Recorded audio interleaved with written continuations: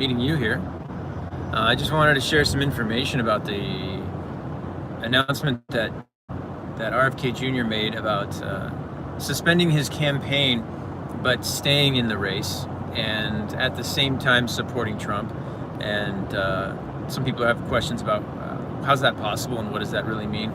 And having volunteered for the Kennedy campaign up in the Northeast in New England during last summer, and part of the fall, maybe I know some things that other people don't know. Maybe I don't, but I figured it's easy enough to share while I'm driving across the country. So let's talk about it. First of all, if I understand his position correctly, he's only going to stay on the states. He's only going to stay on the ballot in the states that would be where it would hurt Harris, not hurt Trump. And that's really important because my impression was that he always wanted to reconcile with the Democrat Party if he could do it. And this is a final screw you to the Democrat Party. He's tried endlessly to reach out to them. He's tried to continue to participate. He's given them every opportunity to do right. He's given them opportunities to just show some sign of good faith that someone there cares about doing the right thing, that someone there has a sense of decency or honesty or cares about democracy, that someone is interested in the things that actually in the policies that actually concern the public, the citizens. And I guess he finally got to a point where he said, you know what, it's time to burn that bridge. I'm going to burn you guys down to the best of my ability. So that's why, apparently, that's my understanding of why he's staying on the ballot. Here's the other part. I believe that he can get more of his policies enacted within the Trump administration than outside of it as president himself, and I'll tell you why.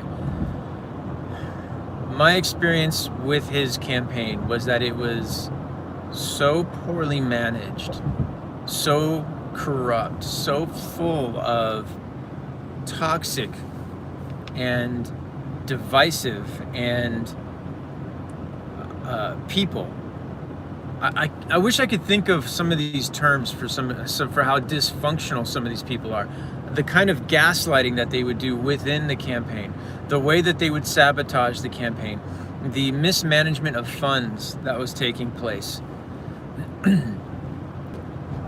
When I became aware of that, mostly secondhand from people higher up than me, about what was going on in the campaign, I at that point was pretty sure that I was not going to vote for Kennedy any longer. And it wasn't because of his policies, it was because of his administrative abilities and his ability to put together a team that could accomplish the goals that he wanted to accomplish.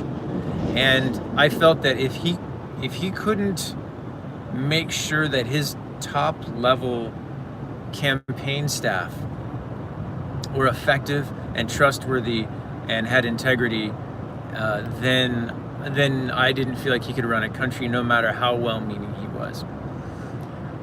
It's a hard job to be a president because a lot of what you're doing is administrative and you're delegating. And now he can be the person who is delegated to. Yes, of course, there's still going to be him delegating to people beneath him, but he's not trying to run a country while he's working on the health issues of the public or having input on foreign wars.